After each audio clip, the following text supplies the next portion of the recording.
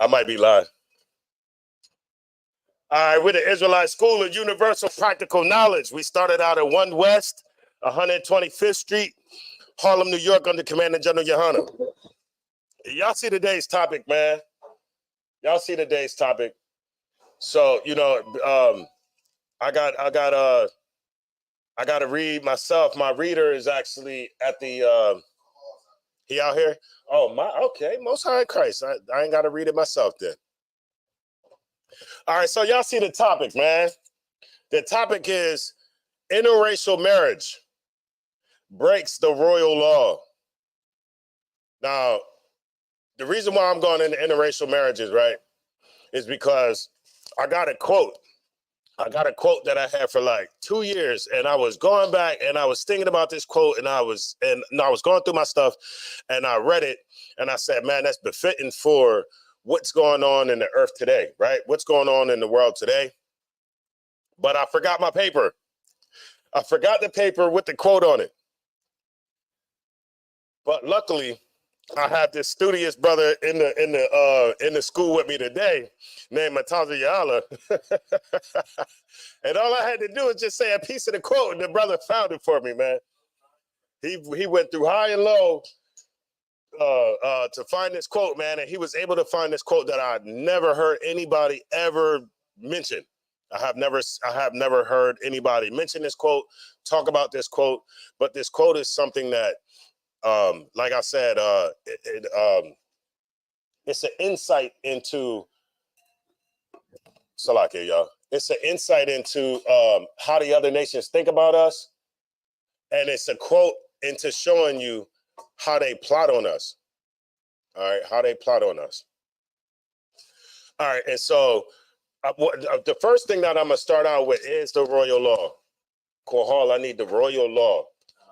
I need them to understand how interracial marriage is breaking this law. All right. So you want that? Yeah, the royal law and the New Testament. And Paul's testament. Christians, man, they swear Paul trumps everybody. I said, wait a minute, who is this book about, man? It's about Christ or it's about Paul? Let's get it together here. Is it in James 2:8? Yeah, it's I think it's only one spot in the Bible that talks about the royal law. Uh-huh. You using that Blue Letter Bible, right? No, I'm actually just going to the Bible app in my okay. I can use the Blue Letter Bible. Oh, but you're able to highlight I know that's a feature in the Blue Letter. You can highlight with different colors, so you can put your precepts together. Like, look, these are all my precepts for, let's say, interracial marriage, where we're going in tonight. These is for this, and these is for that. Yeah. That must be through the app. Yeah, through the app. Yeah. It doesn't matter. Every device that I have has the Blue Letter Bible on it. My phone, my tablets. It's just super convenient. I can read the Hebrew right there. You can't try to trick me up and say,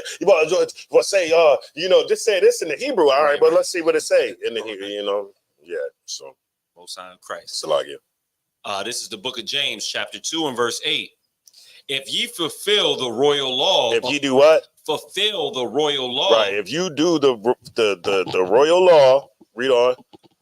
According to the scripture, thou shalt love thy neighbor as thyself. Now it says, like, if you're fulfilling the royal law, or if you're going to do this law, then it says, what was that last part again?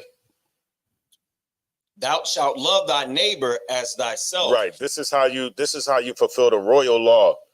Right. The royal law is to love your neighbor the way you love yourself. Now, Kohal, what does neighbor mean? Is that the Edomite that lives next to me? So, right, yeah, because no, it's not Mr. Rogers. Mr. Rogers, right? Is Mr. Rogers my neighbor? Sir. In American terms, Mr. Rogers is your neighbor, right? Because he's just the person that lives next to you. In American culture, neighbor just means somebody that lives next to you. Right. But in what it means biblically is You got that scripture? You know what I'm talking about? So I'm getting a precept right now. Mm-hmm. Let's see what neighbor means, so then we can understand what Paul is saying. That was Paul. Where did you read that at again? That was James. So we can understand what James was saying when he said, if you fulfill the royal law, you will love your brother as you love yourself. All right. This is the book of Leviticus, chapter 19 and verse 18. Mm-hmm.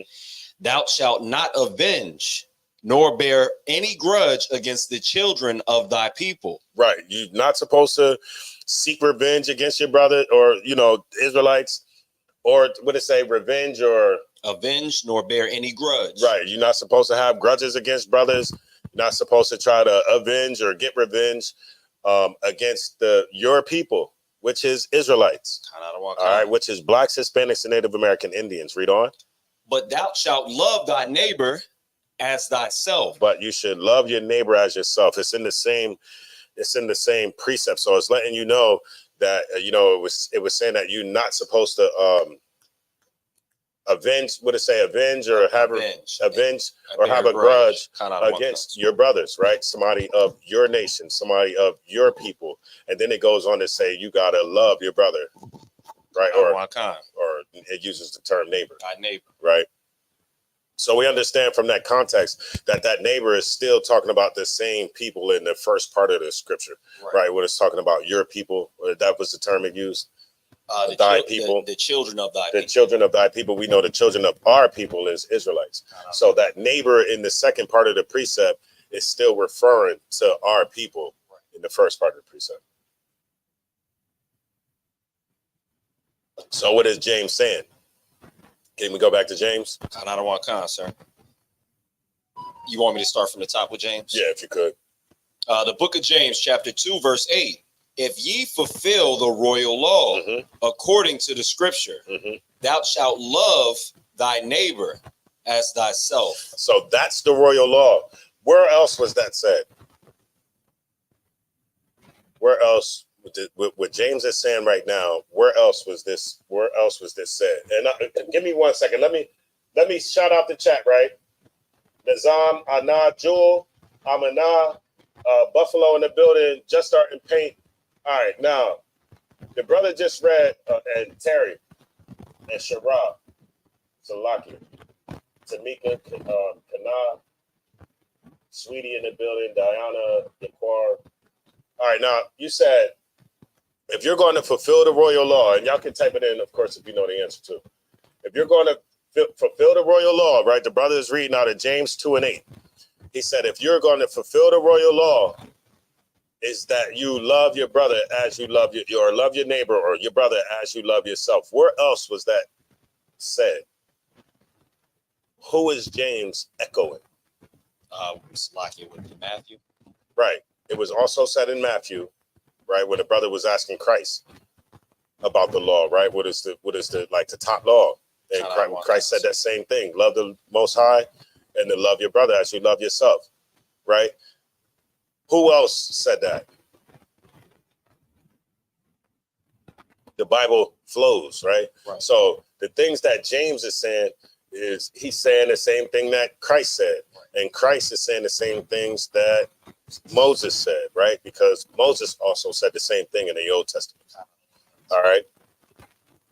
The point is for us to love each other. Now, what we're having a problem with in the Black community, as I see it today, right, is we're having a problem with that part. We're having a problem with fulfilling the royal law. Now, we're having a problem with fulfilling the royal law because we don't follow any laws, period. We're taught not to follow any laws. I was just having this conversation with a Christian the other night where I said, so we don't got to do nothing. Like, we ain't got to do nothing. Like, literally, we ain't got to do nothing. I can do whatever I want right now because Christ died for all these new sins. No, that doesn't make any sense, because when you think about it, that's what the nation of Israel was already doing. So why would the Lord have to send Christ if that's what we were already doing? We were already sinning. We were already being disgusting. We were already doing everything that the Lord wanted us not to do. So you mean to tell me he's going to send his only begotten son for you to continue to, that just doesn't make any sense. All right, now, so this is the royal law. Now, the problem that I'm seeing, right, and get back to the problem that I'm seeing that we have a lack of love for each other, man. We have a lack, and you know, we're filled with love. Like Black people are filled with love. Hispanics are filled with love.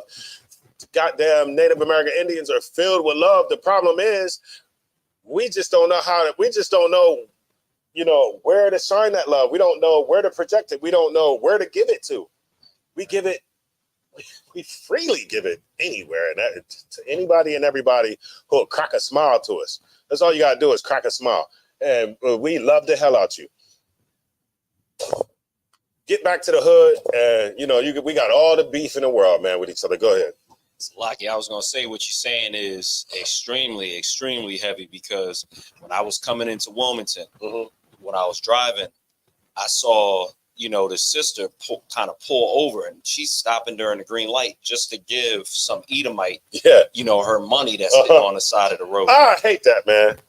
I be yelling out the window, man, hurry up, keep going. You know what I mean? I yell something out because, like, you stop in traffic to give this Edomite $1, but I just seen you drive past 2 niggas and ain't even crack your window. Then you ain't even crack your window. But the minute you see Edomite Jesus, because that's what Black people see. You see Jesus. That's what you see on that corner. You just see dirty Jesus. He's just a little dirty. He's just a little scruffy. Yeah, that's what you see. And so you willing to hold traffic. You willing to hold traffic so I can get to work late, so you can give him all the money you got in your pocket. And that's what you seen, right? You holding up traffic. She held Salaki, if I could. She held up traffic, and I noticed 2 things, because sometimes, you know, like you see enough people, you able to like kind of, I don't want to sound like an agent or like a cop or something, but you see enough people, you could tell that specific type of person. You see a profile of that person. Number 1, the Edomite looks like somebody that just hustles. Yeah, and he's not actually homeless. Number 2, he ain't really homeless at all. Number 2, the sister looked like and kind of had that aura or that spirit of, you know, those kind of like those masculine, you know, sisters from the 90s. Yeah, that's kind of like them bush joints that don't like Black men, but will, you know, treat Edomite like you said, like he's Jesus. like gold. And that's the spirit that I got off of both of them. Like, he's a hustler, and she don't even like brothers. That is the spirit of Black. That is the spirit of Black America. Black America right now, we hate each other. We hate each other. However, we do love, but it's just everybody else.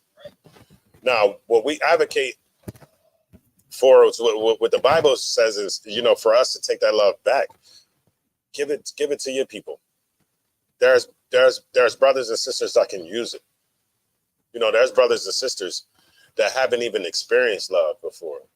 You know what I mean? Like, they haven't even, they may or may not have even experienced somebody that could care about them like a Black person could. You know what I mean? They might be longing for that. I mean, you know, they might have grew up in an abusive household. You know, father coming home beating you up the minute he get a drink in him. Mom, you know, selling you to the drug dealer so she can get high or something like that. You know, some of us have never even experienced love the way we can, right? Or the way it should be. And that is why I'm doing a class tonight on interracial marriages, man.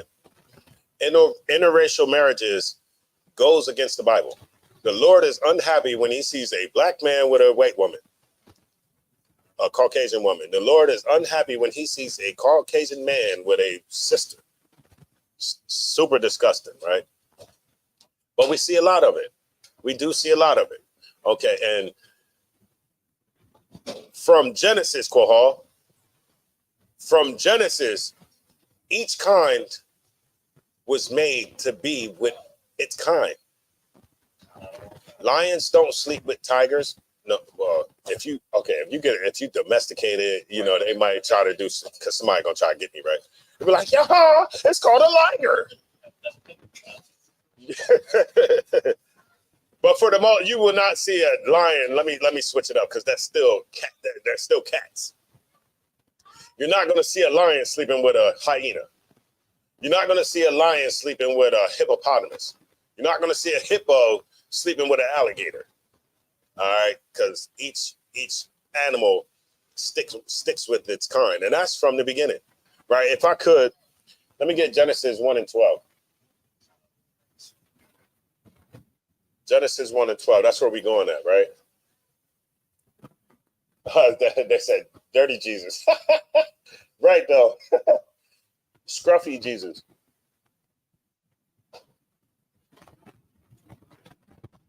Book of Genesis, chapter 1 and verse 12. Hold on, let me get that with you. Kanadawan concert.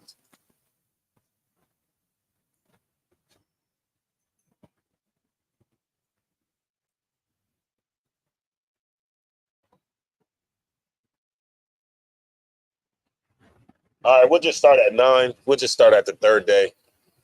It's like, yeah, this is the third day of creation in Genesis. Go ahead.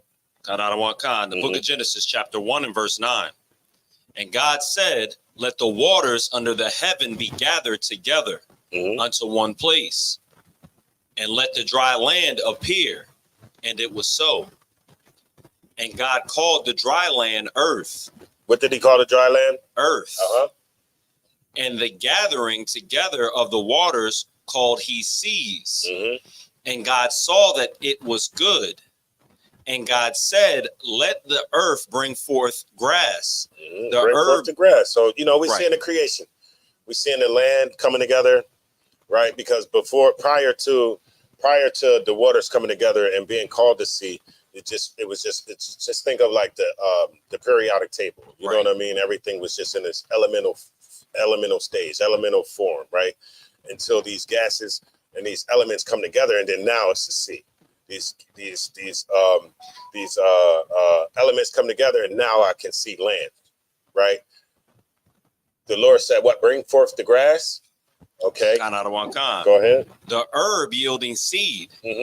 And the fruit tree yielding fruit after his kind. Right. So bring the grass, bring the what is that? The seed bearing what? Seed yielding. The herb yielding seed. Herb yielding seeds, right? You know, everybody you know that they like the herbs. Right. They think I'm talking about the herb, the wacky tobacco. The wacky tobacco. No, I ain't talking about the wacky tobacco.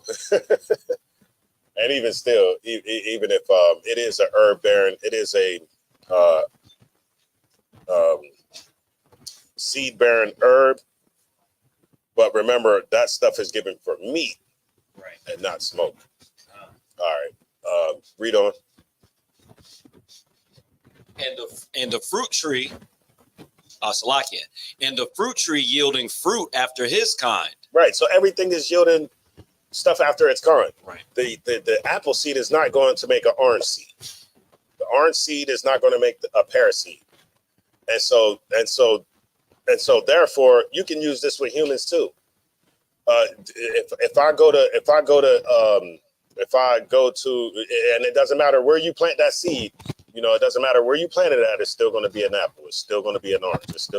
So no matter where Israelites have babies, it's still going to be an Israelite, whether it's in America, whether it's anywhere, right? That's just a sidebar. Read on. Khan. Upon the earth, and it was so.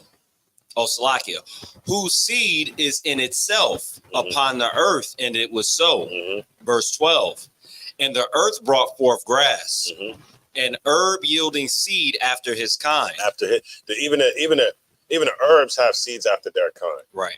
Everything has seeds after their kind. Animals, when they plant a seed into, you know, the female, the seed is after its kind. It's going to come out the same thing, right?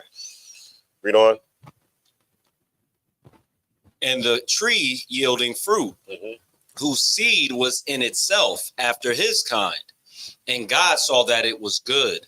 Right. So it's good for seeds to come from whatever fruit or whatever it's supposed to come from. It yields that. Now Now it didn't. There was no mixing. It didn't say that, even with just nature, there's no mixing. Right. But when it comes to humans, it's supposed to be like it's okay. Right. No, it's not. It's not okay. Even in nature, stuff don't mix. So, that same concept applies to humans. All right. Now, give me Ezra 9 and 12. Ezra, let me get there with you. Ezra 9 and 12. So you're not gonna see a pear trying to sleep with an apple. You're not gonna see an apple trying to sleep with grapes. What I said, 9 and 12. Kind out of one kind, sir.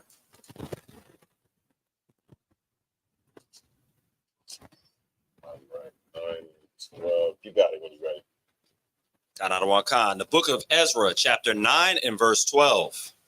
Now, therefore, give not your daughters unto their sons. Salaki, if I may.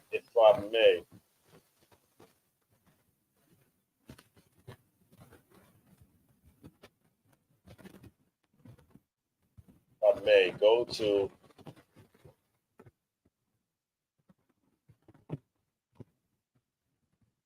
Go to 11, please. Kind out of one kind. The book of Ezra, chapter 9 and verse 11. Which thou hast commanded by thy servants, the prophets, saying, the land unto which ye go to possess it. Damn, I'm so lucky. Oh, man. no sweat, sir. Yeah. Okay, so hold that. Go up to verse 1.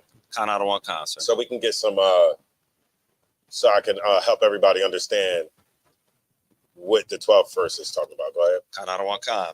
The book of Ezra, chapter 9 and verse 1. Mm-hmm. Now, when these things were done, the princes came to me, saying, the people of Israel and the priests and the Levites have not separated themselves from the people of the land. Right. So that was a commandment that was like something that was told to us, right? When we came out of Egypt and we was going into around these other nations, the Lord, Moses told us through the Lord to not mingle and mix with these other nations, right? It was a sin if we did it. And here, Ezra's being told that Israel is around these nations and they have not separated. Now, Kohar, I'm gonna just ask you a question. You right here, right? What happens when we don't separate from the other nations? When we don't follow the orders, what happens? When we don't follow the orders and separate, we end up, doing the things that they're doing as far as, celebrating or rather worshiping their gods. Right. We'll worship their gods. Right. And, worshiping their gods come with, whatever lifestyle these filthy people live. Right. A lot of these people are filthy. And so then if you begin to be around these people and you don't separate yourself from these people, then the things that are filthy, the things that we see that are filthy with these people won't become filthy. Right. They won't seem as filthy. They might seem like, okay, well, everybody else just don't understand. Right. Right. But since I've got a chance to know you, I understand. It's not what everybody believes. So let me go ahead and indulge in this, worshiping this rock. Let me indulge in sleeping with this woman. What they wearing ugly sweaters in December. Let me wear this ugly sweater because, my wife brought it home. So I want to, you know what I mean? And it's like, you got it. I noticed because for so many generations that we've been around our oppressors, I noticed that the oppressors around us, they can do without being around other people. Mm-hmm. Like, say, if it wasn't a business transaction going on, Asians would be perfectly fine just being around Asians and feel like we don't need nobody else, as well as Hamites, Arabs. Mm-hmm. But for some reason, when I present, to people in the world, like, maybe we should just take care of ourselves and we shouldn't worry about that. They act as if we'll die if we don't have these, oppressors around us guiding our every move. Yeah, it's like we won't be able to function if he's not involved in whatever we got going on, right? That's brainwashing. That's brainwashing. Look at my job trying to call me. Don't call me now. It's like they believe the oppressor is a lifeline for us. They can wait. They actually believe that the oppressor is a lifeline. Sir. That's lucky. You want me to start that from the beginning or continue? Ezra, you can start it from the beginning, Salaki. The book of Ezra, chapter 9 and verse 1. Now, when these things were done, the princes came to me saying, the people of Israel and the priests and the Levites have not separated themselves from the people of the land. Right. At this time, the Israelites aren't separating themselves. We just mingling. If we're not separating, what's the opposite of separate? Opposite of separate? Mm-hmm. It would be mingling. Mingling. Join, right? The water.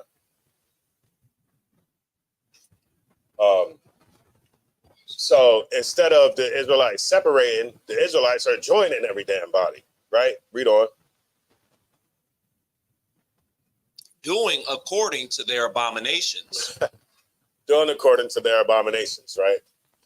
The abominations of the other nations. The abominations of the other nations, right? Go ahead. Even of the Canaanites. Right. You sitting up there worshiping the Canaanite gods. They probably, sacrificing their damn kids to Baal. Y'all know what comes with worshiping the Canaanite gods and all that, man. They sacrificing kids, doing all types of wickedness. Go ahead.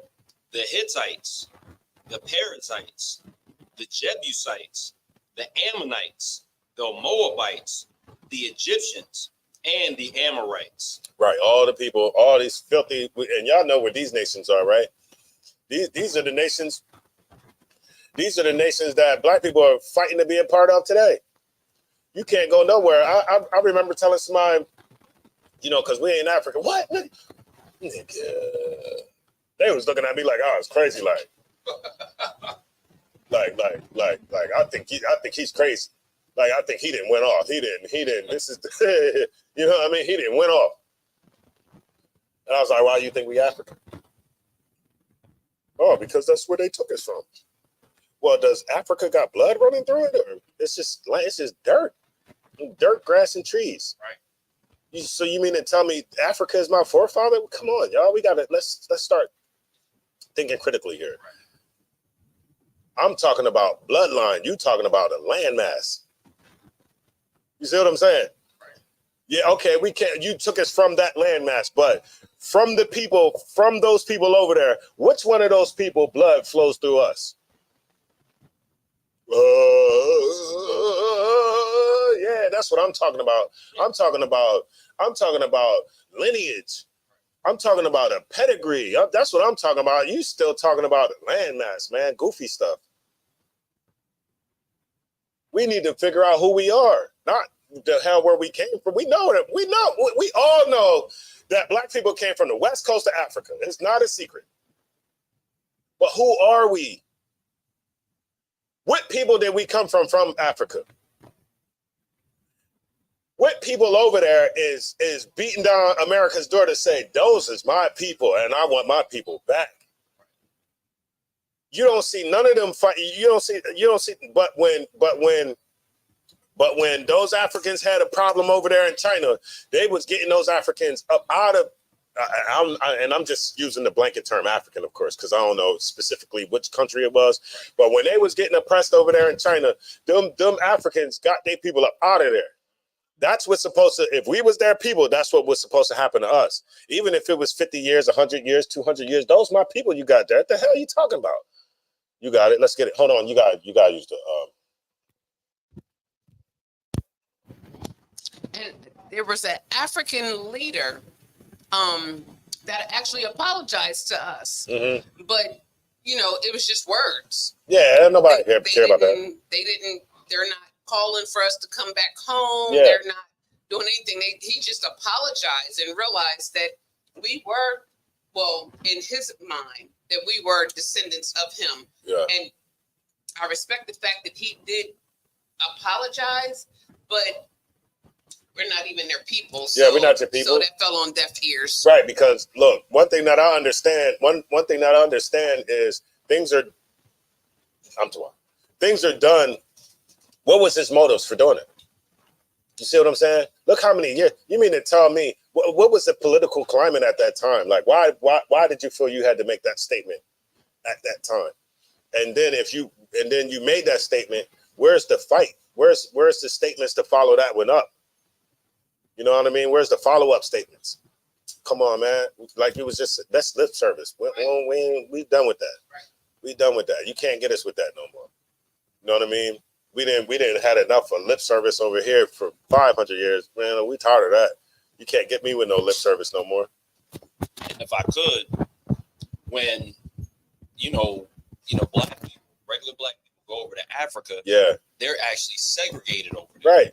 So that apology, like you said, it meant nothing. And it's almost as if people will say one thing to us when they want something from us, like if they want to have us come over, but really the method behind that madness is just to have us come over there. Why they want us to come over there? So we could be an underclass. So you could be an underclass, and that they can be what?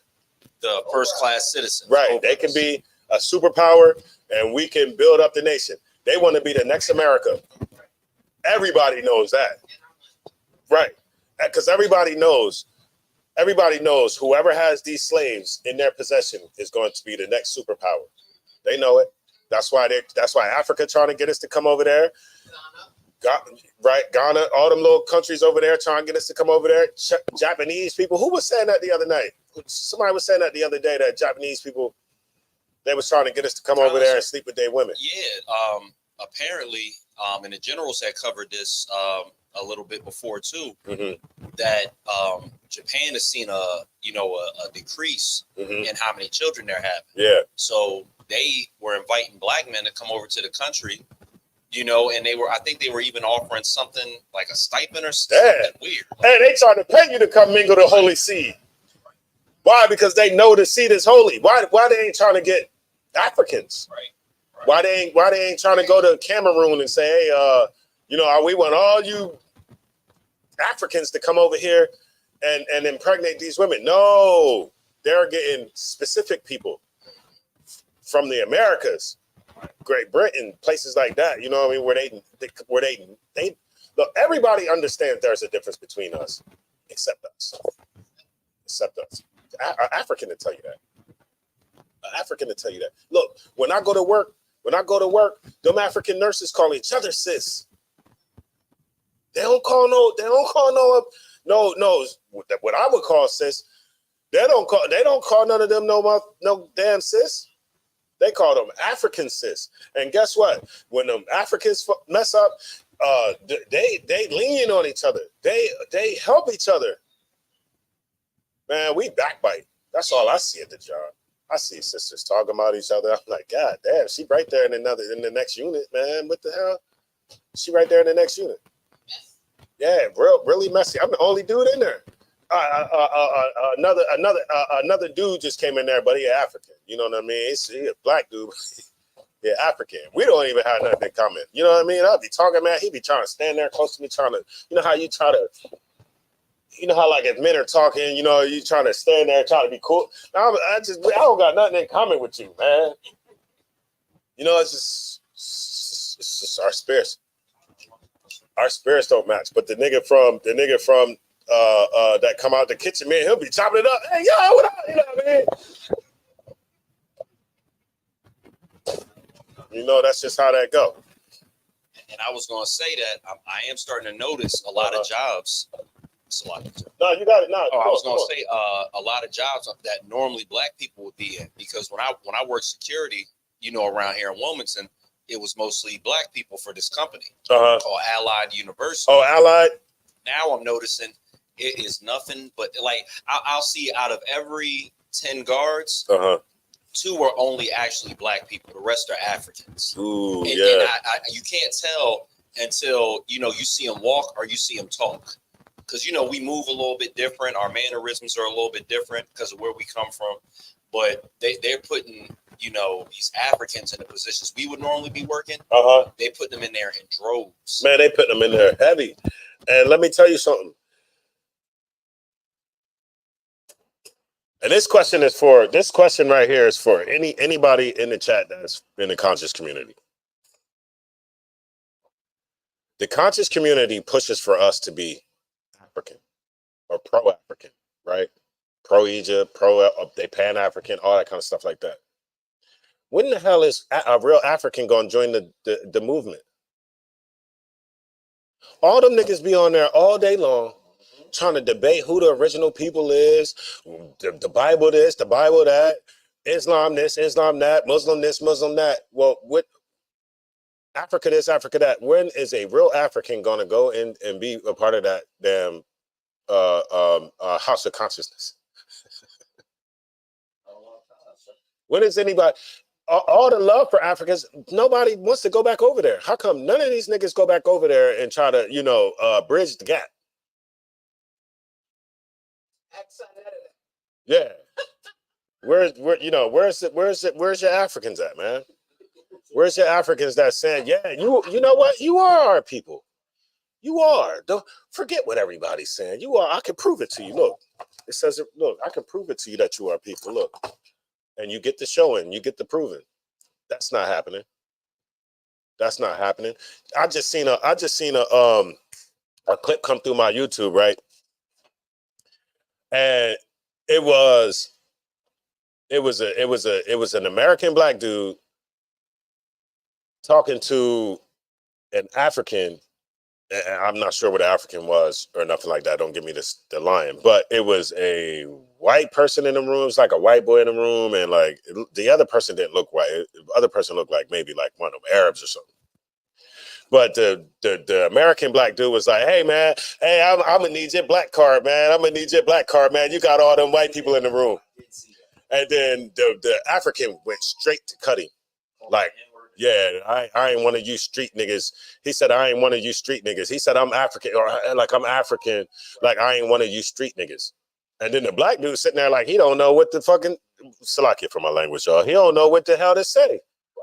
I get passionate, Salakia. When it comes to stuff like this, man, these people looking down, like the way that dude was, the way he was talking to our brother, you know what I mean? The way he was talking to him was like he was nothing.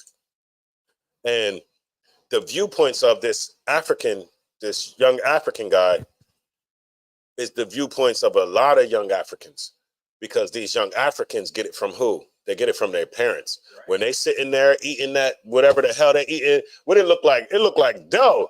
It looked like, I don't know what the hell. You just rip a piece and just, put the dough in the sauce and the food and all that.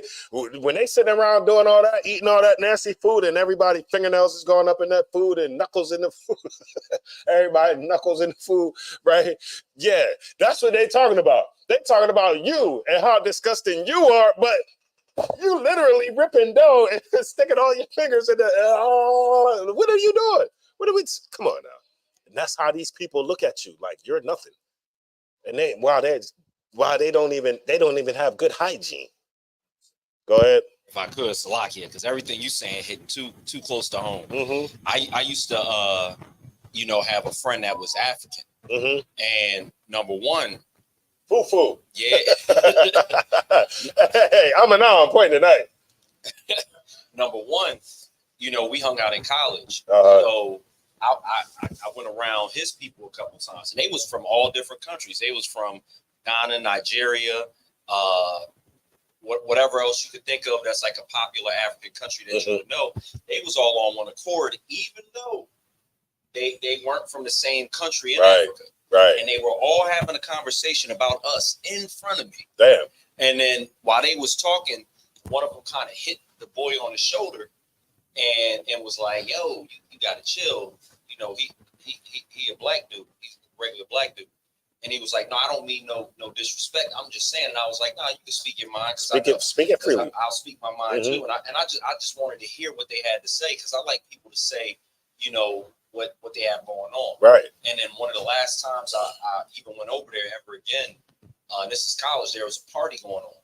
And one of the African girls, I wasn't saying nothing to her, saying nothing to her. She just kirked out on me, started cursing at me, going crazy. And then I was like, I'll hang out with him, but I ain't hanging out with these people. They number one, they don't like me. Right. Number two, you know, the African girl trying to get all the African brothers in there to jump me for no reason. Yeah. And then, you know, I just being around my the friend that I had. We went to high school together, but we was never really cool because I noticed when you a kid, you don't accept everything. Like he still was calling, you know, them African booty scratchers. Hey, look. Hey, that's a universal term. Right. Look, I'm gonna tell you how it's a universal term. I got it right here. African booty scratcher, hands all in the food. We all that is something that all niggas in America say about Africans. It don't matter what state you in. Like I don't even know where the sister said. She said it like I used to say. Said African booty scratcher.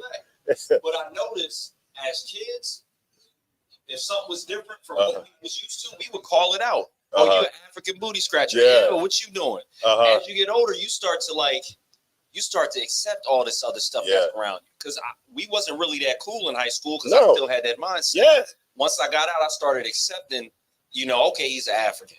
And then conscious community, you know, maybe my people came from Africa too.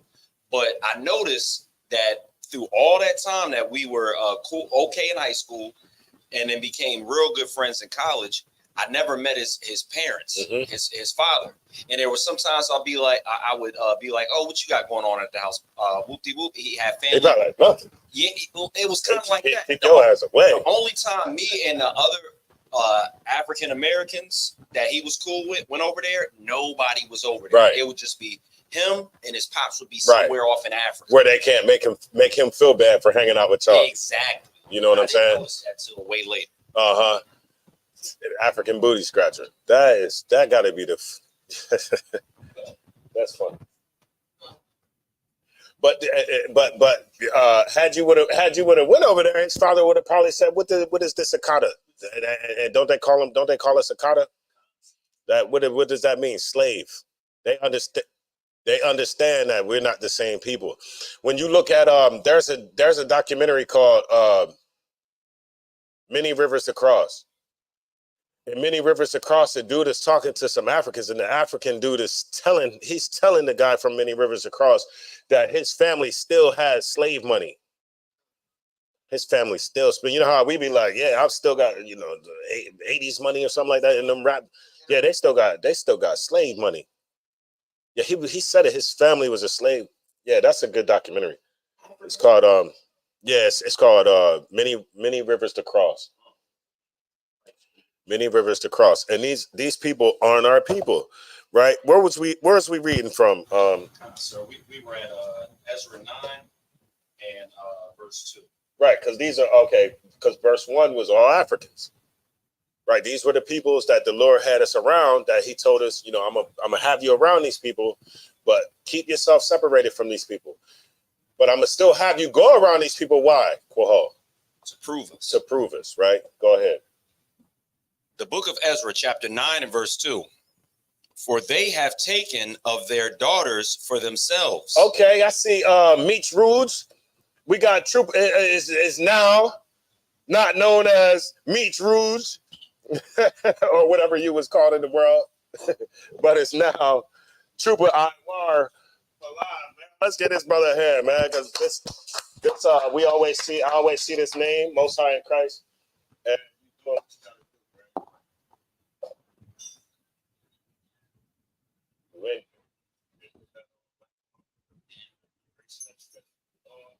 And Salakia, there was and you got rewarded with your for your hard work.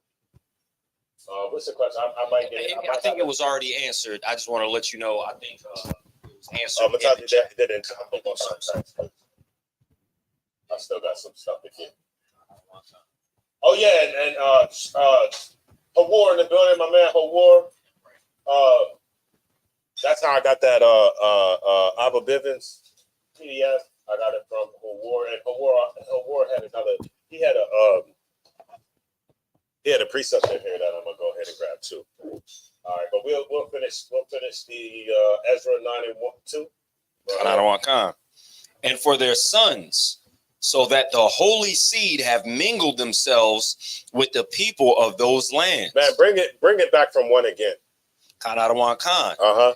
Now, when these things were done, the princes came to me, saying, the people of Israel and the priests and the Levites have not separated themselves from the people of the lands. Now, from this verse, right? I want to see if y'all can pick up on something, right? Well, I'm not gonna say can you pick up on something, because it's just something that I understand, or that I'm picking up on. Do you see that it's everybody in Israel that's not separating themselves? Not only just your regular brothers, but the priests and the Levites and everybody. These the brothers that's supposed to be like, hey, yo, man, you're supposed to be doing the job that I'm doing right now. Hey, nah, y'all not supposed to be sleeping with them white women. Hey, man, leave them African women alone, man. You're gonna get fleas or something like that. You know what I'm saying? Like, yo, cut that out. You feel me? They supposed to be warning us, right? But they ain't. They ain't separating themselves. So how are we going to separate ourselves if the leadership ain't separating themselves? Right. Think about today. Our leadership ain't separating themselves from America. So how are we going to separate ourselves? We don't even know to separate ourselves from America. We don't even know that if we just start following the law, statutes, and commandments of the Most High, that we just naturally going to separate ourselves from America. It's a natural process that's going to happen. Start following the law, statutes, and commandments. You're going to see yourself becoming less and less of an American. You see what I'm saying? Read on, Salaki. I don't want con, sir. Doing according to their abominations. Right, they was doing according to the abominations of the other nations. Right, go ahead. Even of the Canaanites, the Hittites, the Perizzites, the Jebusites, the Ammonites, the Moabites, the Egyptians, and the Amorites. Right. Them Egyptians that are Negroes, I mean, we just love Egyptians. But it's showing you right here that the things that the Egyptians were doing, when these brothers was doing that was called an abomination. Verse 2. Verse 2. For they have taken of their daughters for themselves. What was they doing? Lustful Negroes. Yeah, you didn't see y'all. Everybody over there looking at that African tail, and you can't damn control yourself. You just gotta have fleas. You see what I'm saying? You just want crabs. Right. Oh. You know what I'm saying? Right. A bunch of women sitting in dirt all damn day long. The hell you think you're gonna get? Read on. Hey, somebody, man. I'll be at work looking at them, man. And I'll be at work looking at the Africans. And I might just be on the side. They probably be like, what the hell is he looking at? You know what I mean? I might just, we just sitting at the nursery station or something, we do, and I might just be like, and I'm like, their facial structures don't match ours. The facial structure, like the shape of the head, none of that matches. None of that. Look, and this is comedy, but I only seen 3 Africans that look like niggas. And that's the ones that be on social media. They got the one that look like Martin. You ever see they got the one that look like Martin? They got the one that look like Will Smith. Oh, that might be. It's like, it could be, I don't know. Right. But I'm just saying, I can't tell the difference between AI and all that shit. It looks like real people to me. And he looks like an African Will Smith and an African Martin. I said, whoa.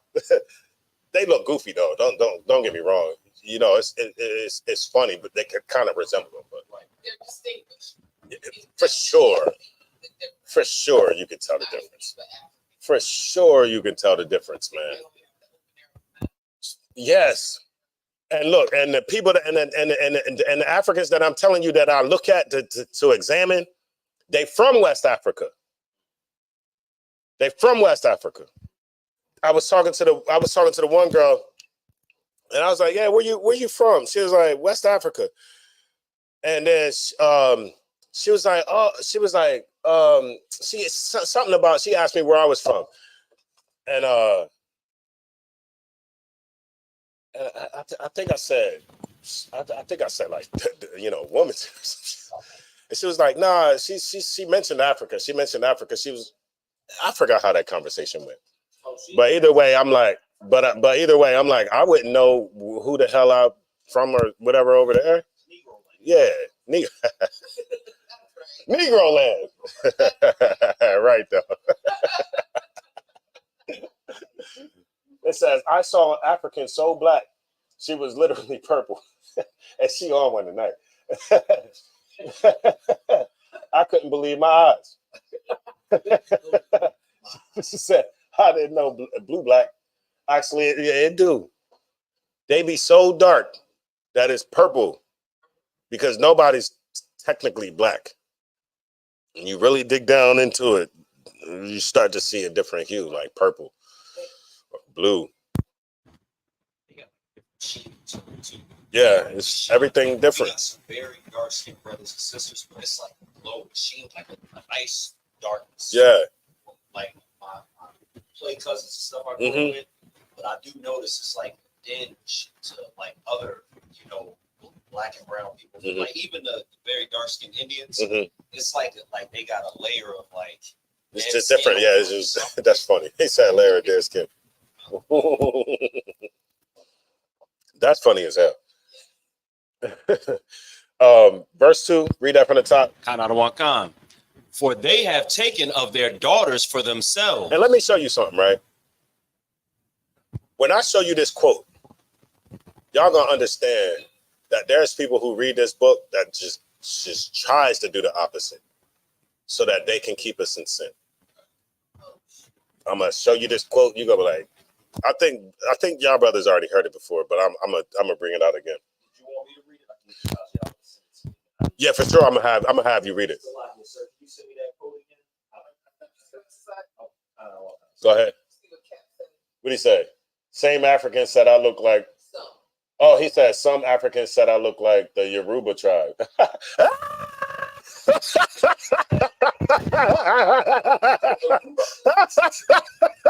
Hey, I'm glad they ain't never tell me that.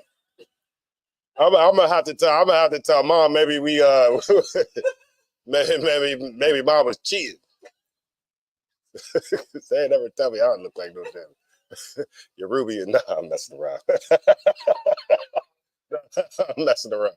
Hey, they said he looked like, I ain't never seen nobody that big in damn Yoruba.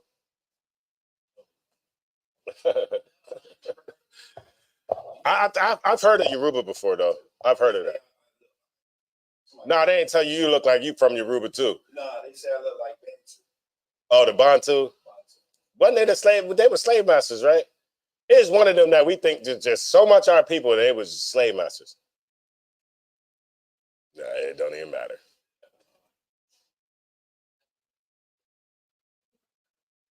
No, I've never been mistaken for African either. Slaggy. They just say you look like you look like you from this tribe. Bantu is from, I think, from like West Africa or something like. That's what they North. You said the Bantu from Northeast. They say it's from Northeast. That's what they say. Damn, now they telling the brother look like he's Jamaican. I heard that Captain Ariel told me that. I think everybody's just being racist. Yeah. Because of your dark skin. And if I could, yeah, stereotypical. I've never been accused of looking like an African, but they're for some reason it was weird, like Ethiopian and nah, hell no. Not that, but those Ethiopians have a specific look. Yeah, it's like weird. That whole race, you could tell Ethiopians like they all look alike damn near. You know what I'm saying? No, but I mean, look, I can't find no African that you look like, but I damn sure know a brother in the school that you look like. And that's just from the school. That's just from right here, ISUPK, 1969. Yeah. I had to take a double take. Yeah, that look like me. So like I was just gonna say I was dodging them African the Eritreans and them the Ethiopians yeah. up in DC. Yeah, the They was Eritreans. always on. I never. No, yeah, I don't think you look like, because that's like Gilly the Kid and them. You know what I mean? Ain't they Eritrean and Eritrean, Gilly and he got a weird look. He don't look like us. And Gilly and the nigga hold on, because they cousins. But one could still Be American black. The Nipsey Hussle. Nipsey is Eritrean or something. Yeah, he ham too. He ham and cheese. Right. Could you finish verse 2? I don't want concern. From the top. For they have taken of their daughters for themselves. We're in Ezra's 9 and 2. Go ahead. And for their sons, so that the holy seed have mingled themselves with the people of those lands. The holy seed, man. The holy seed have mingled itself with the people of that land.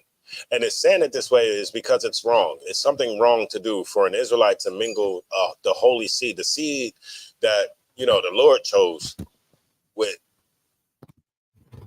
any and everybody, right? People that the Lord did not choose. All right. Verse 3. Like you said, it was just a little bit more if you wanted me to. No, yeah. I thought you was finished. Go ahead. Yea, the hand of the princes and rulers hath been chief in this trespass. It says the hand of the princes and the rulers have been chief in this trespass, right? The leadership, our rulers is doing this too. And they making everybody believe that it's okay because you see me do it, and you see I'm in the position of power. I'm in the position of leadership, but you see me doing it. Do you think that you're going to think it's okay to do it? That's why I'm speaking as to right now. That's why we have to watch what the hell we doing, right? Because it could be perceived that we're doing something. We're doing something that somebody think is wrong, but we're doing something. They might perceive that we're doing it and making it okay. Right. So we have to watch what we do. You have to watch being in birthday parties. You got to watch eating certain foods when other foods is. You got to just watch the things that you do because other people can perceive it as it being okay now. And so a lot of these people thought things was okay because the rulers were chief in committing these sins. Verse 3. Verse 3. And when I heard this thing, and when Ezra heard it, what happened? I rent my garment. What does that mean? Kind of tore his clothes because he's seen his brothers sleeping with Africans. He's seen his sisters sleeping with Africans. And he understood that it was wrong. And our brother got to rip it. He rent his clothes. Right? Read on. And when I heard, Salakia, I rent my garment and my mantle and plucked off the hair of my head. Hey, the brother was like,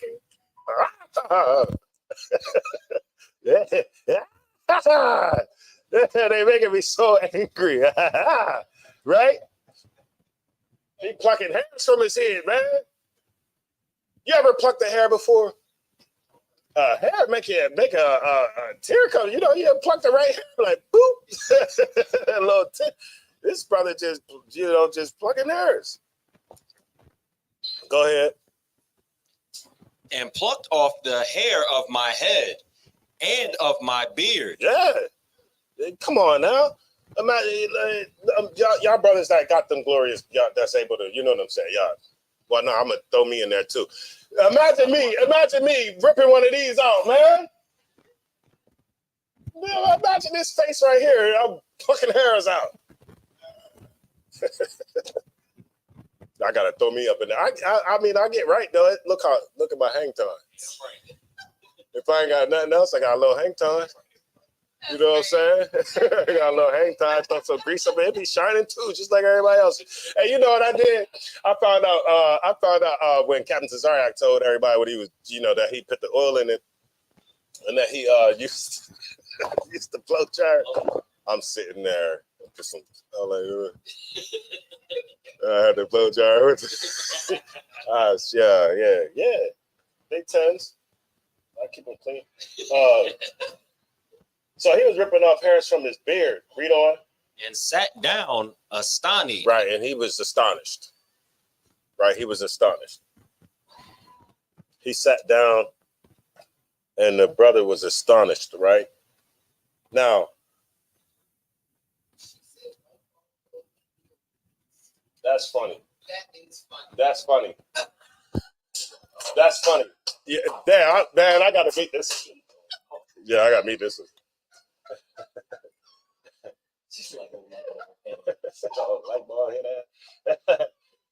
Oh, they said Lloyd is Ethiopian. Oh, stop.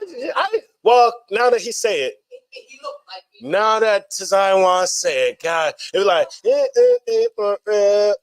this is how I feel. Lloyd, man. I know y'all know Lloyd, man. true. True. Oh my God. So let's dip up out of here. Let's dip up. Come on, man. Lloyd is goddamn. All right, that's not going to stop me from listening to the music. So like, Well, some brothers will be like, his ears just gonna shut down. But we do got enough truth music. I most of the time I don't even listen to. I do like my slow jams. You know what I'm saying? I'm one of them. I don't wake up in the morning. I'm hardcore. I'm hardcore to the bones. You know what I'm saying? But I don't gotta wake up and eat my cornflakes like. You know what I'm saying? I listen to slow music sometimes, brother. Yeah, you know what I'm saying? Yeah, Most High in Christ, I'm in ISUPK Delaware.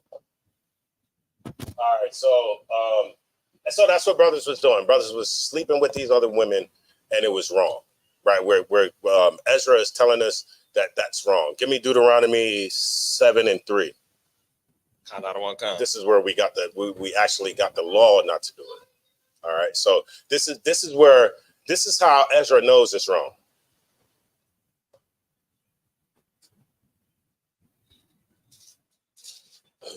Salakia, sir, you want me to start at verse 2? Let me see. Matter of fact, you can go to 1. 1. The book of Deuteronomy, chapter 7 and verse 1. Mm-hmm. When the Lord thy God shall bring thee into the land whither thou go to possess it. Right. And hath cast out many nations before thee. Right. The Lord cast out many nations before thee. Right. Read on. The Hittites. Isn't this all the same people that you was just naming? That the rulers of Israel, they was all mingling and mixing with these people. They said what? The Hittites. The Hittites. And the Girgashites. The Girgashites. And the Amorites. Amorites. And the Canaanites. Canaanites. And the Perizzites. Parasites and like Hivites or Hivites. The Hivites, Hivites. right? Read on. And the Jebusites. Mm-hmm. 7 nations greater and mightier than thou. Right. Seven nations greater than Israel. Mightier, stronger than Israel. You got it, sis. Who are the Hittites and the Girgashites? Africans. They're all Africans. All Africans, yeah. What about the Persians? All of them are Africans. Oh, Every last one of them are Africans. When you go through through the genealogy of Ham, and you see like some of them are like grandsons of Canaan. You know what I mean? Some of them are like grandsons and this or that, but they're all Africans. Some are direct sons of Ham. Some are like the Canaanites, of course, but then some are like the sons of the Canaanites, the sons of the Ethiopians, the sons of the Egyptians, stuff like that. Go ahead. And when the Lord thy God shall deliver them before thee, Mm-hmm. thou shalt smite them and utterly destroy them. Thou shalt smite them and utterly do what? Destroy them. Right. Destroy the people. Don't have sex with them. Right. That's where this is how Ezra knows that what the brothers at this time is doing. And I can't remember what captivity that is. Is that like the Persians, or is that y'all know? Anybody know? Regardless, Ezra knows that this is wrong because of the text. Right. because of the text that he already has. Right, they had text. Remember, Ezra and them was the ones that opened up the book and was at camp and all that kind of stuff. So they had the scriptures. They knew what was right and they knew what was wrong. And it says thou shalt make no covenant with them. That's another precept. Right. For when you guys teach that that he didn't come for anybody else. He's not coming back for nobody but the lost health of Israel. Right, con. That's a Con. I don't know if this is in like precept. Man, we got everything, man. You see, hold on, let me. Did she just say?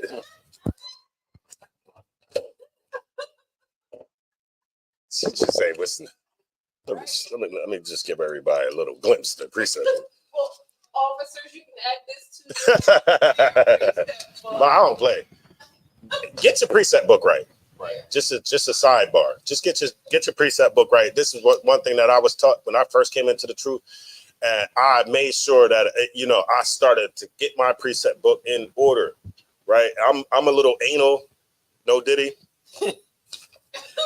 Right, where I got a table of contents, man. I got each page numbered. I got a table of contents. So say I'm up there battling, I can go Quahal. Let me get. Well, see, you just said interracial marriages. Quahal, go to this page right here. Say interracial marriage, page 14. Oh, here you go, sir. And now I can get busy. All right. What was that? What was we holding? Deuteronomy chapter 7, and we stopped at verse. Any more on that? Just a little bit more. Okay, go ahead. Thou shalt make no covenant with them, nor show mercy unto them. Nor show mercy. And I'm gonna just quote First Ezra, but y'all know First Ezra's 8 and 85, 84 say the same thing. First Ezra's 8 and 84 say exactly what you just said, right? But it goes into a little bit more. It says, therefore now shall ye not join your daughters unto their sons, neither shall ye take their daughters unto your sons. Why? Moreover, ye shall never seek to have peace with them, that ye may be strong. That's why. You don't go into these people. You never have peace with them. You don't show them mercy. That's what you just read. You don't show them mercy so that we can where was I reading again? So that we can be strong. We're weak right now because we're mingling with the other races and we seek to have peace with them. We're begging to have peace. We're begging for equality. And that takes the strength away from black men and women. First Ezra's 8 and 84. And then you just read it down. Right? And so that we can have an inheritance. We can't have no inheritance. Okay. Michael Jordan had a white woman. She divorced him. She got how many millions? It was hundreds of millions, right? Well, right. Then somebody divorced. I might got the wrong basketball player. Wasn't it Michael Jordan? Yeah, he got a divorce. How much was it? It had to be a lot. I know it was a lot. I heard it. She wasn't red though. She wasn't Esau? Nah. Oh, Salaki. I can't use that example. Give me somebody else who got divorced by a white woman. Tiger Woods. Okay, Tiger Woods. He was with a white woman. He got divorced, right? Did she get half of everything or majority of everything, right? Majority. Right. That's part of the inheritance for his children, for them Israelite kids. That's part of the inheritance that should go back to all Israel. What's the reference name that married that Asian woman? Young Jeezy. He's another one that's gonna find out. Yeah, you thought it was all cool, right? You thought it was all cool. Why? What was her name? Corona 19. What was it?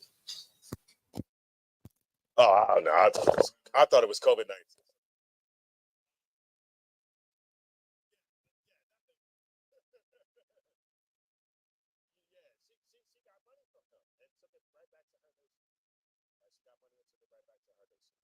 Bible is warning us over and over and over and over and over.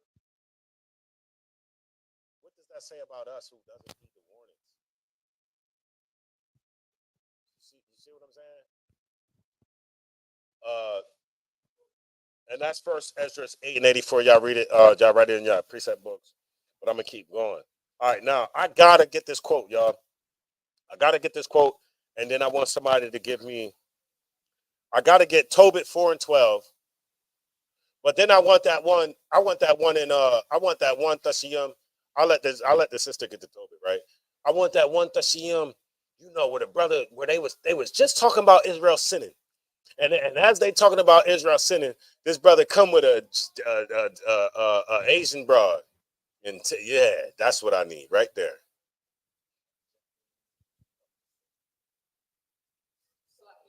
Tobit 4. All right, now okay. Now we're talking about interracial marriage, right? Now what we have to understand is there is people in the earth that understand the Bible just like you understand the Bible. And so there's people in the earth that understand that if they can get you to sin, that they can continue to be over top of you and continue to control you, right? Because the Lord ain't going to what? Be with you. So this quote is from people that you're not allowed to talk about. This quote is from the people who control the Democrats and the Republicans. This quote is from the people who control America, right? Essentially. Now let me get this quote. What does this say? And then you'll see like, okay, all this interracial marriages and, you know, black men just loving the hell out of white women and white women loving the hell out of black and vice versa. You see sisters with these white dudes and all that kind of stuff, right? Right. Is that by chance or is that by design? Have we had another number run on us that we just don't know about? Or are we just that lustful, that simple, right? Let me get this quote. And then it doesn't tell you who the quote is from. Where does it actually start? Let me see. My man, see, he'd be on point. He'd be on point. So it mentions Eustace Mullins. If y'all, Eustace Mullins is this dude that used to write all these books. Okay, it's a debate. Okay, it's a debate. You can just start at the top. It'll tell them where it's at. It's a debate. It said black women paying for a white guy and not a black man. Shalom, Samantha. Welcome to the class. Oh, Michael Strahan. That's what Ward was saying. Michael Strahan. He married a Edomite. Holly Berry. She married an Edomite, and I'm assuming they got divorced. He got some of that money taken. All right, y'all listen to this quote right here. Y'all listen to this quote. Listen to how these people talk about us, man. Go ahead. On June 7th, 1957, during a debate on the Civil Rights Act of 1957. Now this is 1957. This is a debate on civil rights. Right? Read on. Rep. Thomas Abernathy of Mississippi read into the congressional record a supposed quotation from the non-existent book, which was purported to have been written by an Israel Cohen in 1912. Now look, did y'all see the vernacular? Mm-hmm. It says, now the new Republican or Representative Thomas Abernathy of Mississippi read into the congressional record. So he's reading into the congressional record a non-existent book. They said a supposed quotation from a non-existent book, which was purported to have been written by Israel Cohen. Yeah, it was written by him. Yeah, I have this quote too. I have this quote, and I have this quote from somewhere else. I just happened to forget my paper and had the brother search the web, and he was able to find it. But you know that the people.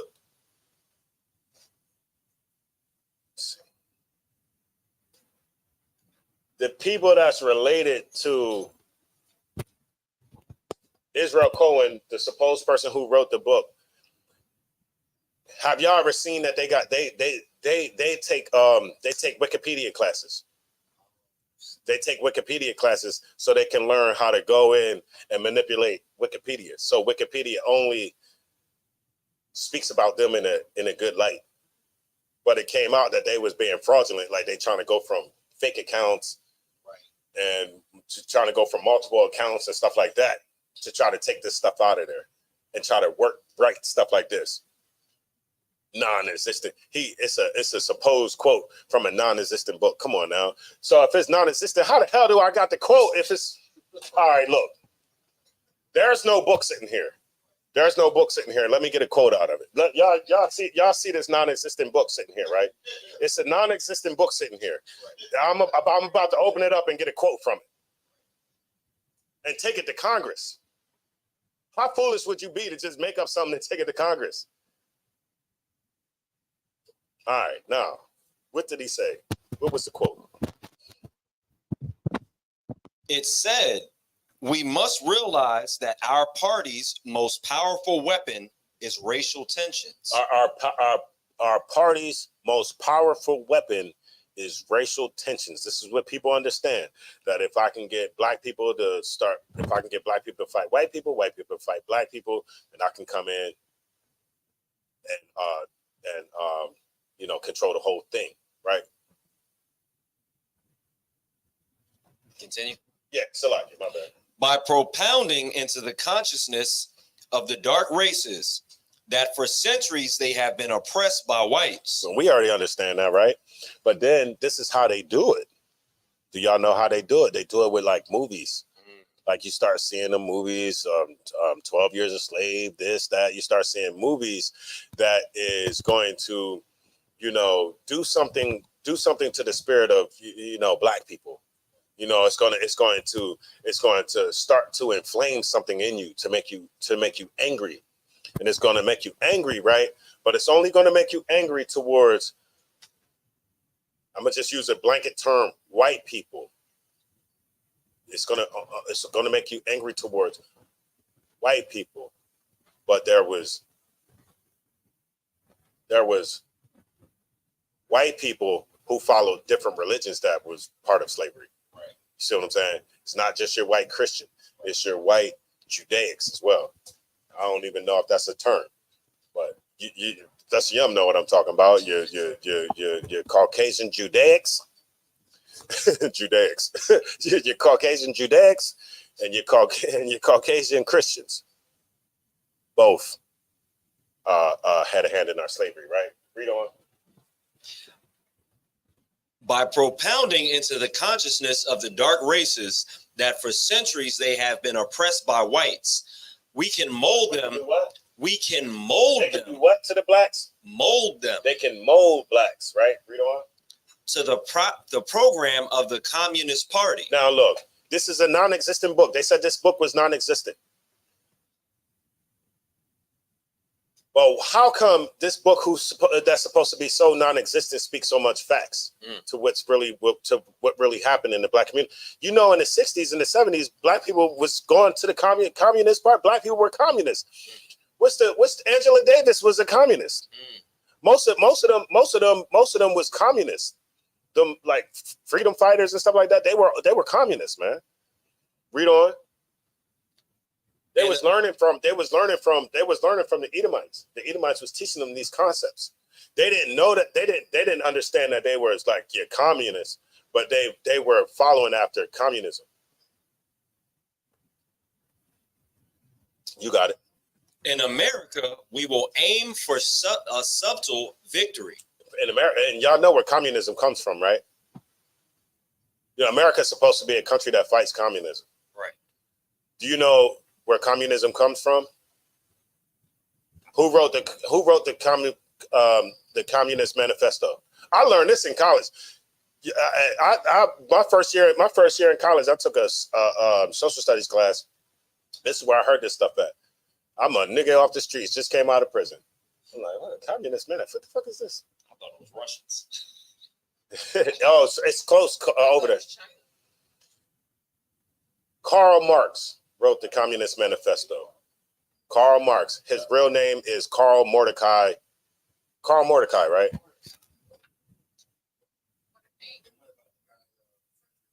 Engels. He wrote it with him. Yeah, Engels and Karl Marx. But you don't hear much about Engels. Karl Marx is the one everybody knows that name, Karl Marx, and we have Karl Marx up here, the Communist Manifesto. If anybody want to read it, you can read some of the tenets, some of the planks or tenets from the Communist Manifesto. You can see in America right now, right here. This is a communist country.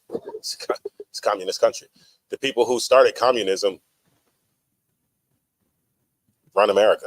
They're the top aides to Biden, the top aides to Trump. Who the APAC? Yeah, come on now. Anyway, So he was a small Marxist. Yeah, that's why I said his real name.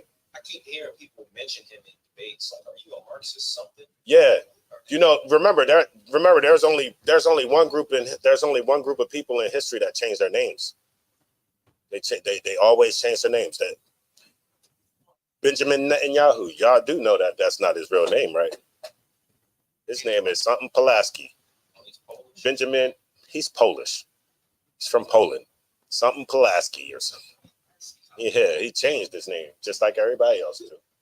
He changed his name so it can sound more Middle Eastern. More Middle Eastern.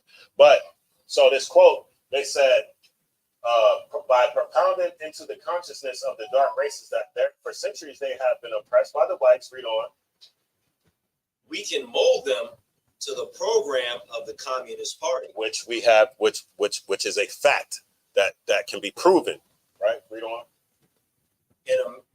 In America, we will aim for subtle victory. Just a subtle victory. Read on. While inflaming the Negro minority. While inflaming them, right? Inflaming black people. Read on. Against the whites. Mm-hmm. We will endeavor to instill in the whites a guilt complex for their exploitation of the Negroes. Don't we start seeing that? We're starting to see black people. Black people only think white Christians are responsible for slavery, right? So, but nobody knows that the little hats were a part of slavery, right. That the little hats owned the ships, that Judah Benjamin was the like attorney, or he was somebody like he had a high position in the South fighting for slavery. Right. But we don't know that kind of stuff. We only think it's the white Christians. Now, on the flip side of the coin, white Christians are being told that what they did and like what they did, their history is so horrible. And now they're starting to feel guilty. Right. So they're turning us, us against them against us. Right. They're making them feel guilty. They're making us they're making us angry. They're making us angry at them. They're making them feel guilty towards us. Read on. We will aid, Salakia, whites a guilt complex. Yeah, give them a guilt complex, right? For the exploitation of the Negroes. And I'm gonna tell you this guilt complex, right? I was at work. I was at work, and they was talking about black people on the TV screen. And I'm sitting in here checking this dude or whatever, right? So the dude, I don't know. He just did this because I was sitting here and he felt guilty, right? And they was talking about the Tuskegee Airmen.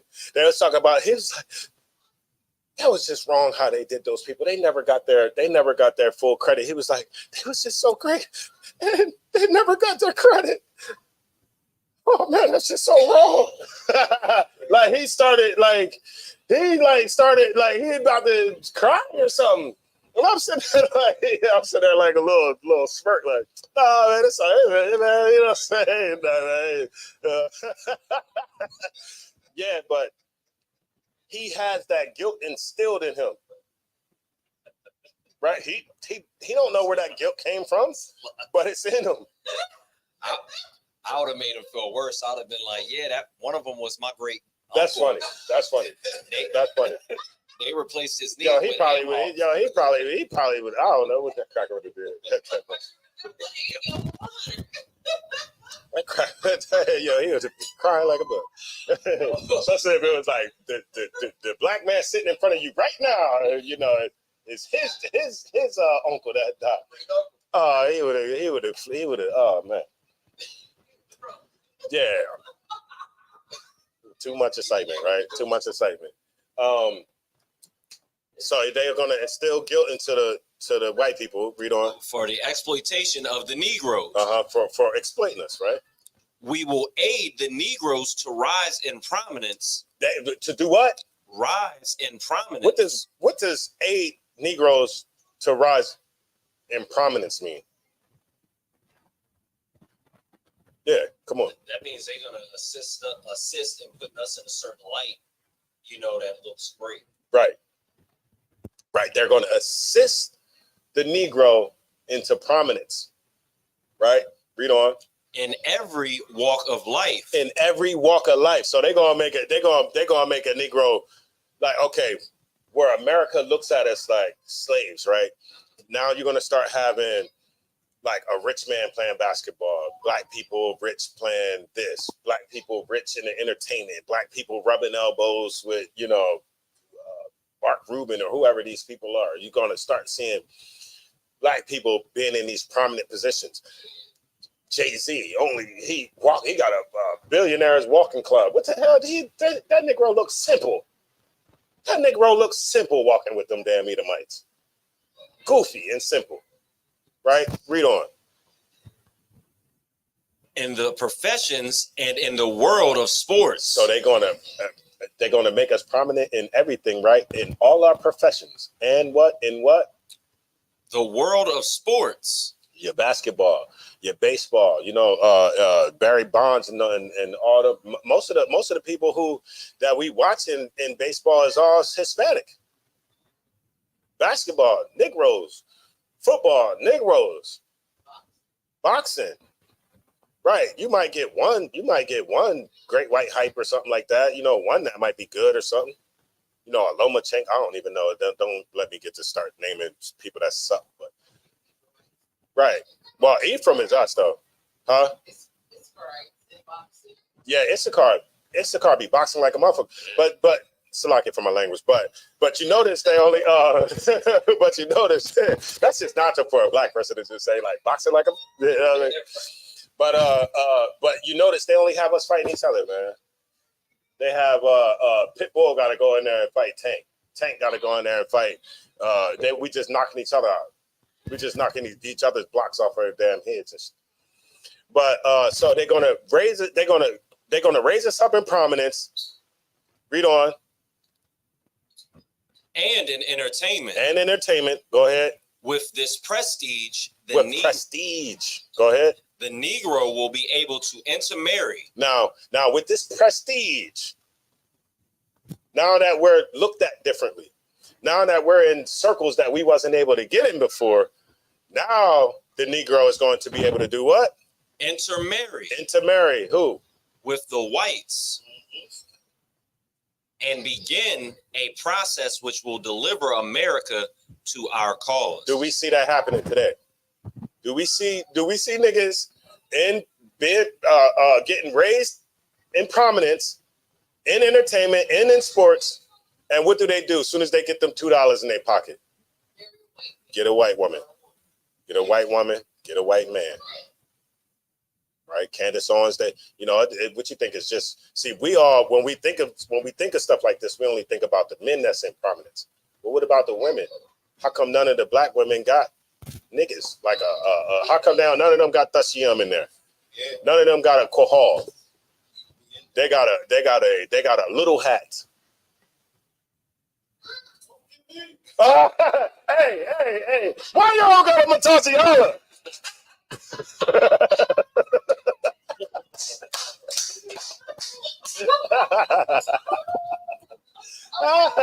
You see what I'm saying? Yeah, if you had that, then you wouldn't be so easily duped. But instead, what's the one? Candace Owens. I'm watching a little bit more of her. You know what I'm saying? She like just misunderstood. But she do say some stupid stuff too. But in her she has a Edomite. Right. She goes to bed with an Edomite. All that prominence for what? So you can give it away to this all the goodness to this dude. Any more on that? It starts the next paragraph. Okay, so that's not by. It's not by. A lot of times, it's not even by choice that we're doing this. It's like social engineering. This is like engineering right here. This is people sitting back trying to get us to do it. And guess what?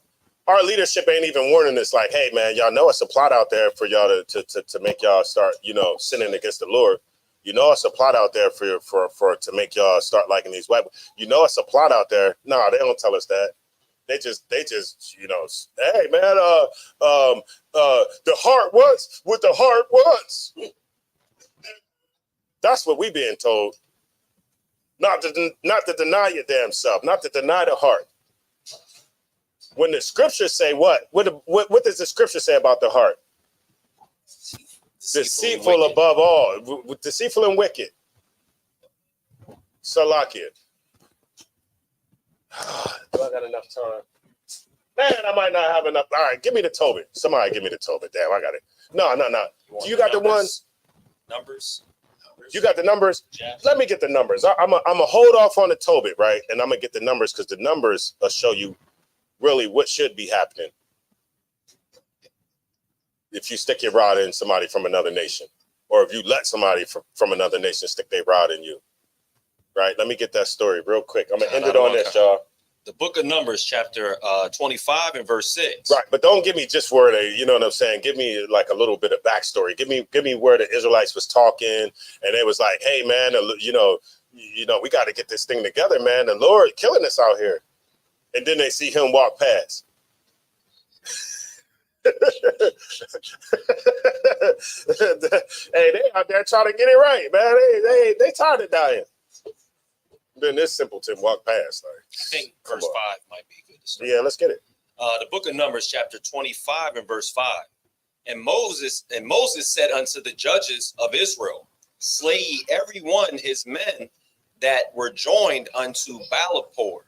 Hold on. Where you at Numbers, right? Yeah, Numbers 25. Hold on 1 second, because Numbers 25 and what? And 5. Nope, you gotta give me one. We're gonna start from one. Kanadawakan. The book of Numbers, chapter 25 and verse 1. Mm-hmm. And Israel abode in Shittim. Mm-hmm. And the people began to commit whoredom with the daughters of Moab. This is what yeah. Let's get the backdrop so everybody know what's going on. With who? The daughters of Moab. With coronavirus. Yes. COVID-19. That's what you want. It's coming back too.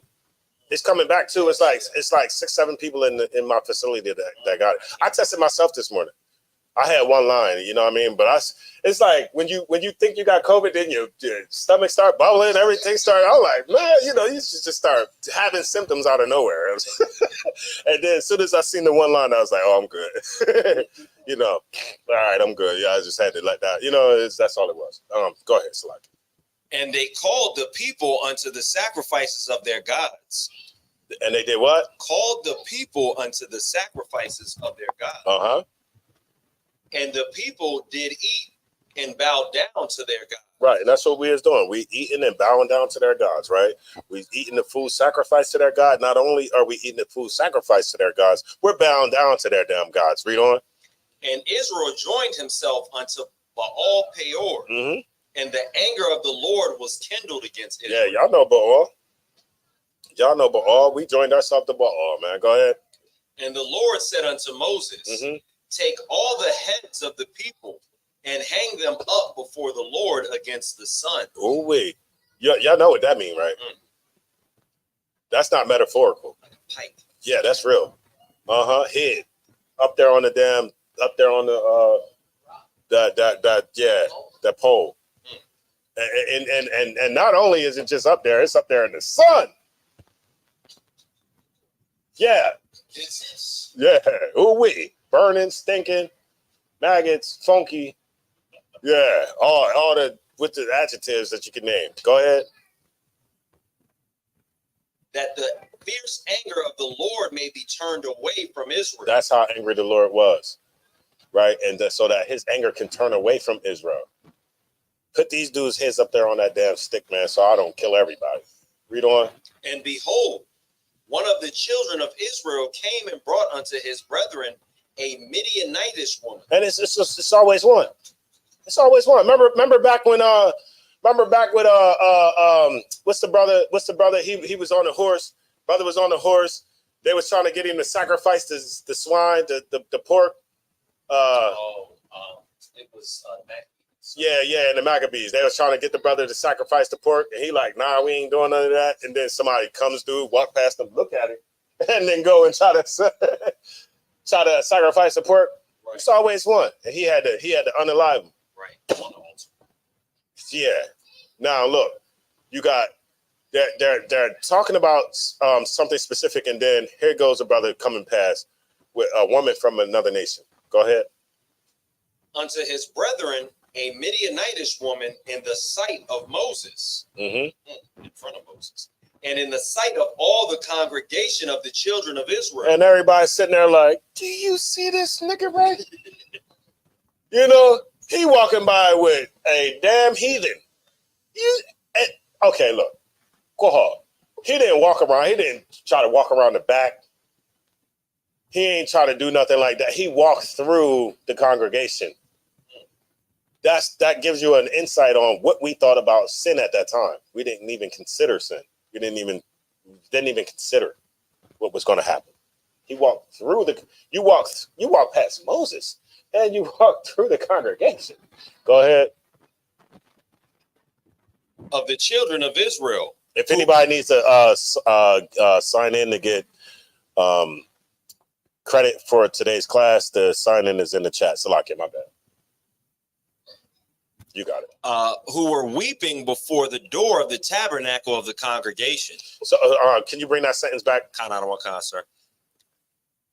And in the sight of all the congregation of the children of Israel, who were weeping before the door of the tabernacle of the congregation. Right. So he walked past the people that was weeping at the door of the tabernacle of the congregation. They weeping at the door because they probably, let's see if it tells us what they're weeping for first. And when Phinehas, the son of Eleazar, the son of Aaron, the priest, well, you can, Salakia, you can gather why they weeping for the Lord. You know what I mean? Go ahead. So, and then it talks about Phinehas. And then, so now Phinehas, right, does what? Read on. Rose up from among the congregation. You got one brother who ain't playing no games. You got one brother who loved the Lord. You got one brother who ain't about to let this stuff slide. Right. He rose up. And what? And took a javelin in his hand. Right. Salakia, y'all. This is a trumpet. It is not a javelin. But I'm going to give you an example of what happened. Now, the brother, he got a javelin, right? The brother, he takes a javelin. You know, the javelin is sharp on one end. We got what you call now, like in the Olympics, like throwing the javelin. They go and y'all know how they look. They throw the javelin. Now he grabbed one of those and did what? And he went after the man of Israel into the tent. So he thought he was just going to walk past everybody and just go get some cheeks in the tent. And my man Phinehas gets up with the javelin and walk right behind him. You don't even know. You don't even know. You walking in, you happy-go-lucky. You walking in the tent with this heathen, and you know the consequences is right behind you. Yeah, it's Phinehas, aka consequences. Read on. And thrust both of them through, the man of Israel and the woman through her belly. Bang! So he's thrusting him through and her in her belly. So she's either on his back, on her back, She's on her back and he's on top of her. Just through her belly. That's how I said it, right? Through her belly. If it was vice versa, if she was on top, it would have went through his back. I mean, her back and through his belly. See what I'm saying? But it went through him, thrust through him, and through her belly. Now, I'm gonna make a statement. He was fully committed in what he was doing. I've been to slaughter of the lambs. And it's not easy just slaughtering something. He was fully committed in serving the Lord at that time. He went through one person, through another. You know how much force that takes.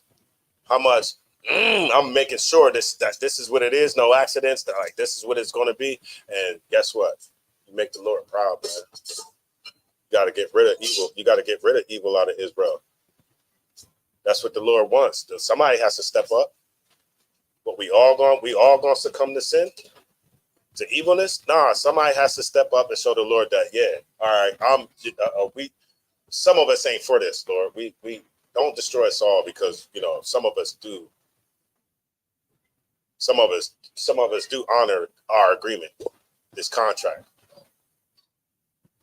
Let me see. Oh yeah, go ahead. You can show them. That's how them heads was up there when the Lord was angry. Oh yeah, you want your head up there? Keep making the Lord angry. Keep making the Lord angry. It won't be us putting your head up there because most of us can't even stomach. We can't even stomp on a roach or kill a rat. But he will get one of them. He will get an Edomite to do it. The people you love so much, they'll put your head right up there on that damn pipe. All right. I think that's a safe place to end it. Of course, there's more scriptures. Y'all know interracial marriage interracial marriage is a sin. Interracial marriage is not allowed in Israel. And with that being said, I'd like to pass the class over to Precinct Officer Hall. But Tata, y'all are holding it down back there, man. Uh-huh.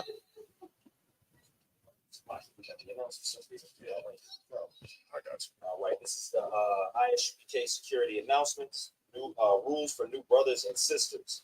When a new brother or sister comes into the school, they are off limits for 6 months. They are to be saluted only. They are here to learn and shed themselves of the world.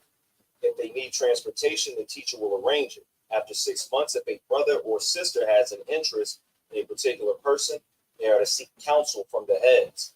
Tithes, which is a commandment that can be found in Numbers 18 and 21, and also Malachi 3, 8 through 10. In the Hebrew, it is ma'ishra, which is 10% of every penny of any increase the Lord gives you. Also, we do have a free will offering, a priest fund. It is not mandatory, but it's greatly appreciated. It can be funds, a bottle, whatever your heart desires. Up and coming holding convocations. I believe that's October. We got is something coming up before then? No. Okay, so we got the Feast of Tabernacles. Feast of Tabernacles. That's October. Feast of Memorial. Oh, blowing the trumpet, Salaki, yo. Oh, okay, it's blowing the trumpet. October 2nd. So that'll be going on. That's when we going out there to the joint. We're going. Oh, so you're just so Salaki. So the memorial blowing the trumpets is next, but still mention the tabernacles, right? And what we doing? Yeah. And so around the time of the Feast of Tabernacles, there will also be ISUPK camp weekend that we'll be holding out there. So it's going to be a lot of good stuff going on. If you're attending, get with the brothers in Delaware so we can give you the more information that you can use and what you would need. We'll be camping out there. You can't, if I can add. So Salaki. So during the week of Feast of Tabernacles, we down here in Delaware, we're going to go to a campground. It's not mandatory, nothing like that. We're going to a campground because that's what we're going to do for the whole week. everybody and anybody's invited. If you want to know more or any information about the campground that we're going to stay in or what's happening, you can get in touch with Thashiyam, Officer Thashiyam. You can find him all over Facebook, Instagram, Twitter, anywhere on social media. You can find Officer Thashiyam, and you can get with the brother, and he can give you more on what we're going to be doing out there. But as of right now, it's going to be like a camping thing for the week, right? We're going to get tents. Some people can get cabins. It's going to be fun. I'm going out there for the whole week, right? I think Itara going out there for a few days or the whole week. Ooh wee.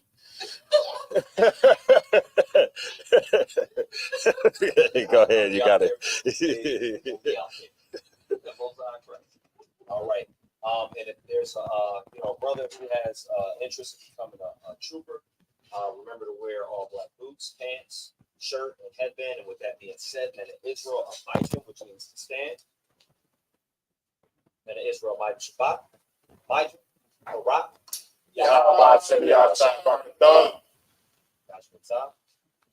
Sar, and turn to the sisters and give them a courtesy to the sisters. You will stop. Come on. Ramara, get your brother.